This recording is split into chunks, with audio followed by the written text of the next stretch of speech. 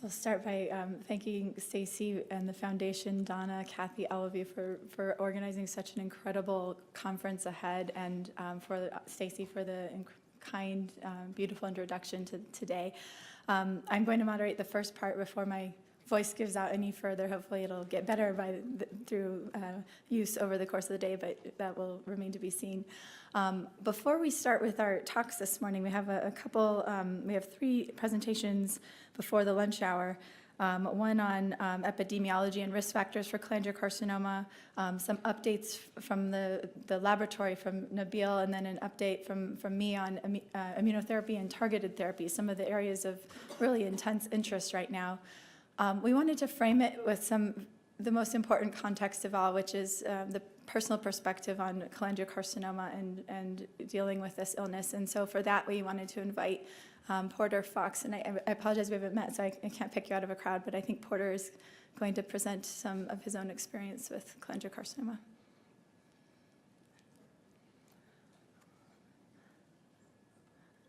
And if Porter isn't here yet, oh, great. Oh my goodness, I apologize, Porter. Come on up.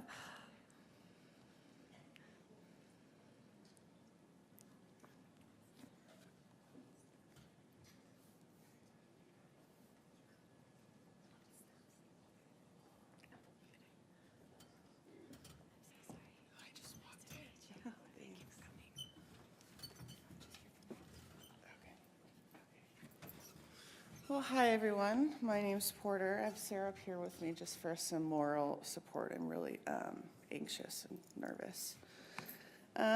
So I am just going to talk about myself and my journey over the last 5 years. My journey actually, most of you probably don't know, my journey actually started in 2008. And I lived in a small town of Corvallis in Oregon. It was first diagnosed as a liver hemangioma in Corvallis. Over the next 5 years, it was scanned every few months through various scans, MRIs, and ultrasounds. And they told me that this benign lesion in my liver was nothing to worry about and was called a liver hemangioma.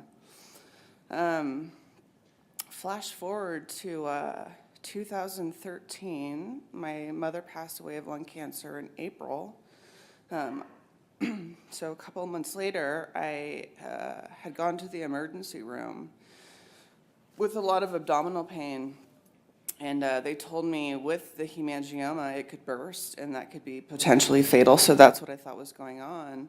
Went to the emergency room and thinking that the hemangioma had burst. And the ER doctor gave me a scan, directly said, I don't think you have a hemangioma. You need to have this followed up on.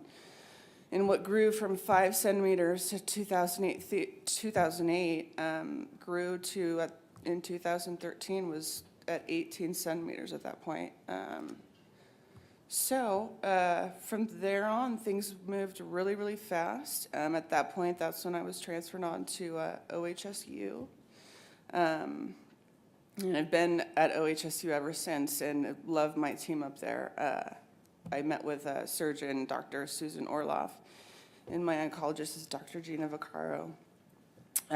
So 2013, met with Dr. Orloff about having surgery. First step was getting the surgical finding out what was, if we were able to have surgery. Was told probably not, very unlikely due to size and location of the tumor that would not have surgery. And then met with my oncologist and started on the typical, we're going to start you on this chemotherapy, GEMS are in cisplatin. So I started that in the end of 2013. After a couple months and a few scans, it had shrunk. The tumor was shrinking a little bit. Along the way, I think in December of 2013, I was sitting there on the chemo floor getting an infusion. And Dr. Vaccaro, who I call V, came up to me and told me that she came up to me and said, "We're gonna go for it, and we're gonna go for it and try to get this thing out." And they sure did. In January of 2014, Dr. Orloff attempted the surgery. Well, I shouldn't say did the surgery in January of 2014. I remember waking up and just hearing her look at me smiling and saying, "We got it all. We got it all. We got it all out." And I remember waking up, still very sedated, but I will never forget those being the first words I heard when I woke up from the surgery. So I guess from that point, we were doing I'm sorry, I'm really nervous. So after surgery, took time to recover, heal, was just really set in the mindset of moving forward and living my life, and found out I was going to have to do chemo after surgery, which I was not too happy about. And this time I did the Gemzar oxyplatin. I think after the first or second scan after that was my first recurrence.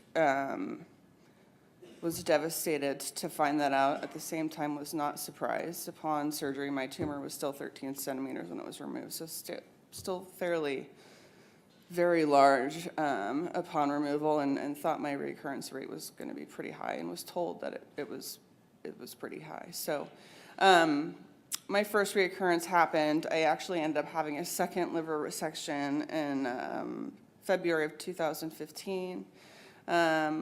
We did chemo again, reoccurrence, was now told it was to the lungs. In 2016, we did a lung resection surgery, no treatment afterwards, and flash forward to kind of where we're at now. I've gone pretty well since the lung surgery.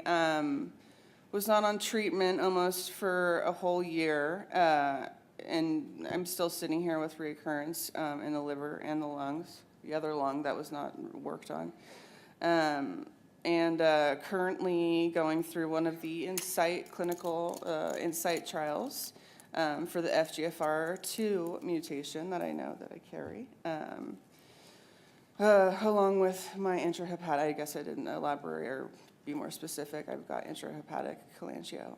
So yeah, currently on a clinical trial with the FGFR2, and doing really well. I'm in the 6th cycle. First couple scans, we're showing that it is working. Everything's, all the disease I have, which we know of, that we can see of, I should say, is in my liver and my lungs, and a couple spots in both, and all are very small now, all under 1 centimeter or under. So I'm very hopeful. I'm very hopeful. I know I will never.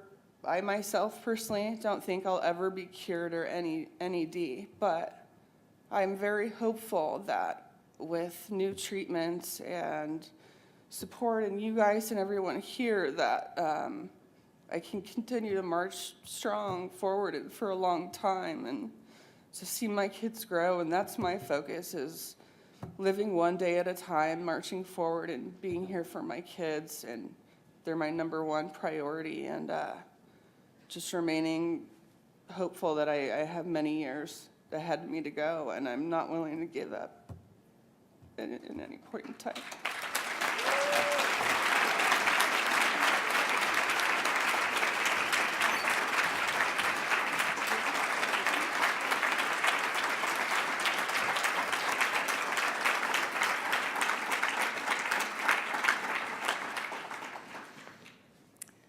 Thank you, Porter, and for sharing a very moving story, and obviously what we're working hard to change and further in this conference and in this field.